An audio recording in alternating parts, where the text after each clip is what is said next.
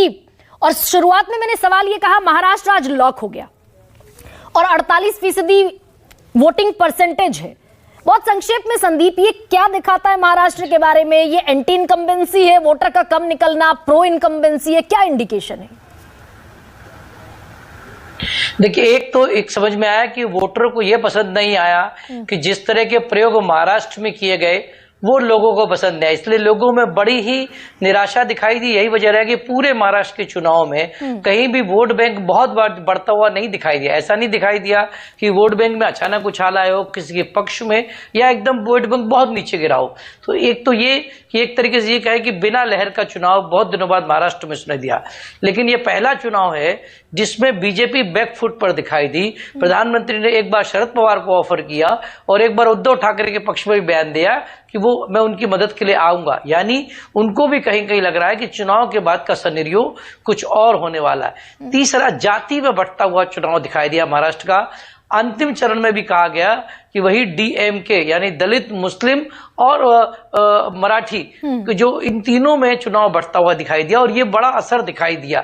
कुछ सीटों पर तो जहां पर बीजेपी की आराम से सीटें निकलती हैं, जैसे हम उत्तर मुंबई की बात करें या फिर हम नॉर्थ ईस्ट मुंबई की बात करें, लेकिन वहां भी मराठी बनाम गुजराती एक बड़ा मुद्दा बनता हुआ दिखाई दिया, जिससे चिंतित नजर आए बीजेपी के लोग। दूसरी बात जो महत्वपूर्ण आई कि ये चुनाव तय करेगा कि विरासत सच में उद्धव ठाकरे के पास है या नहीं। हालांकि मैं मानता हूं चुनाव चिन्ह का बदलना मैं इसी पॉइंट पर आ रही थी संदीप। आप बार बार ये कहते हैं, कई मर्तबा डिबेट में आपने कहा बीजेपी के लिए चुनौती है, लेकिन बीजेपी इस समय जिन 23 सीटों पर है उसमें तो डेंट नहीं दिखता, या उसमें भी डेंट दिखता है? 25 पर लड़ी, 23 जीती, इस बार 28 पर लड़ रही है।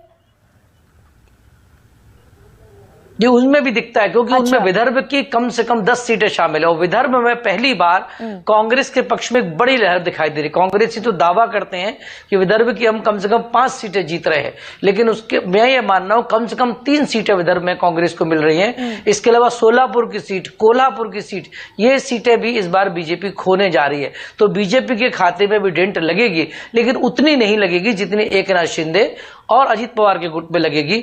बीजेपी की मुश्किल हो गई कि बीजेपी अपने ही कोर वोटर को यह समझाने में बड़ा उनको मुश्किल हुई कि आखिरकार क्यों उन्होंने एकनाथ शिंदे को लिया और क्यों उन्होंने एनसीपी खासतौर पर जिसमें प्रधानमंत्री ने आरोप लगाए थे उनको क्यों लिया। यहां तक कि अजित पवार चुनाव के बाद नाराज दिखाई दिए, 4 दिन घर से नहीं निकले, अंतिम रैली में आए और उसके पहले उन्होंने बयान दिया कि बीजेपी के एक बड़े नेता चंद्रकांत पाटिल के बयान के चलते लोगों में नाराजगी हुई। तो ऐसा नहीं कि अजित पवार बहुत खुश नजर आ रहे हैं। मुझे लगता है इसका परिणाम विधानसभा में दिखेगा। नहीं आए, पिछली रैली में प्रधानमंत्री मोदी के साथ नजर भी नहीं आए। लेकिन संदीप, ये चुनौती अगर बीजेपी के लिए है तो ये चुनौती उद्धव ठाकरे के लिए भी उतनी ही है क्या? कि 18 सीटें जो उद्धव ठाकरे के खाते में गई थी इस दफा, कि वो प्रचंड हिंदुत्व वाली शिवसेना डाइल्यूट होती दिखी, अपने विरोधियों के साथ खड़ी हुई दिखी, कांग्रेस के साथ, एनसीपी के साथ। ये उद्धव ठाकरे की भी परीक्षा उतनी ही बड़ी है क्या? देखिए, उद्धव ठाकरे को कांग्रेस और एनसीपी के जाने के साथ जितना नुकसान नहीं है, उससे ज्यादा नुकसान अपनी पार्टी में टूट का है, क्योंकि काफी बड़े नेता चले गए, तो इसलिए एक माहौल बनने में हमेशा मुश्किल होती है। फिर भी उद्धव ठाकरे के पक्ष में बड़ी सिंपैथी दिखाई देती है। मुझे लगता है कि उद्धव ठाकरे 9 से 10 सीटें भी यदि जीतने में कामयाब हो जाते हैं तो उनकी बड़ी जीत मानी जाएगी, क्योंकि उनके पास ना तो धनबल है ना बड़े नेता है। फिर भी उद्धव ठाकरे इतना बड़ा करिश्मा दिखाने में यदि कामयाब होते हैं तो ये बहुत बड़ी उनकी उपलब्धि होगी। जहां तक महाराष्ट्र की बात है तो मैं फिर कह रहा हूं कि पहली बार महाराष्ट्र में लहर के बजाय जातियों का असर दिखाई दिया और जातियों का असर ये दिखेगा आपको मतदान में। हालांकि मुंबई की जो 6 सीटें हैं उन पर एक दलित और मुस्लिम वोट को छोड़ दें तो सामान्य मराठी में बंटवारा या सामान्य उत्तर भारतीय में बंटवारा ये भी आपको दिखाई देगा। लेकिन मुंबई की प्रॉब्लम ये है कि मुंबई में 50-55% ज्यादा वोट नहीं होता। और संदीप, ये जो तकरीबन 35 से 38% का मराठा समुदाय है, ये क्या एक मुश्त वोट कर रहा है एंटी बीजेपी, क्योंकि मराठा आरक्षण को लेकर नाराज पूरा समुदाय बताया जाता है? जी, पहले दौर में कुनबी ने विरोध किया, इसलिए विदर्भ में बीजेपी को मुश्किल दिखाई दे रही, क्योंकि कुनबियों को एक तरीके से ये उनको फीलिंग है कि बीजेपी ने उनके साथ बहुत ज्यादा न्याय किया। हालांकि वो भी ओबीसी में आते हैं, लेकिन वो अपने आप को मराठा ओबीसी कहते हैं, कुनबी मराठा कहते हैं। दूसरी, उसी के बाद की जो लहर चली उसमें मराठा निश्चित तौर पर विरोध में नजर आया, लेकिन चौथे चरण जाते जाते बीजेपी जिसमें कामयाब रही वो ओबीसी बनाम मराठा करने में कामयाब रही, और उसका बीजेपी को फायदा उत्तर महाराष्ट्र में बहुत ज्यादा मिलेगा। लेकिन इसमें जो उत्तर महाराष्ट्र की जो 2 सीटें इस दौर में, जिसमें हम डिंडोरी और हम नासिक की बात करें, वहां चूंकि छगन भुजबल नाराज हैं तो ओबीसी कंसोलिडेशन उस तरह से नहीं हो पाया जिस तरह की बीजेपी उम्मीद कर रही थी। तो मुझे लगता है कि कांटे की टक्कर है, और मैं जानता हूं आप आंकड़ा पूछेंगी तो मैं पहले ही बोल देता हूं कि मुझे अभी भी लगता है कि आंकड़ा लगभग वही होगा, या तो 28 और 20 या फिर 26 और 22, इस तरह का आंकड़ा हो सकता है।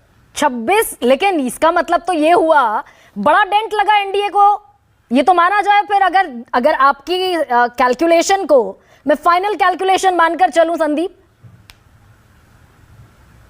जी निश्चित तौर पर डेंट लगाई है, तभी तो बीजेपी इतना परेशान नजर आ रही है, और तभी तो भी हर रैली में प्रधानमंत्री ने नए नए मुद्दे उछाले और प्रधानमंत्री ने अपना ट्रैक बदला। कभी वो मुसलमान हिंदू मुसलमान पे गए तो अचानक वो कभी दूसरे मुद्दे पे चले गए, कभी आरक्षण पर चले गए, तो मुंबई आकर वो विकास की बातें करते रहे। यहां तक कि उन्होंने उसके ठीक पहले एक इंटरव्यू कह दिया कि मैं कभी हिंदू मुसलमान नहीं करूंगा।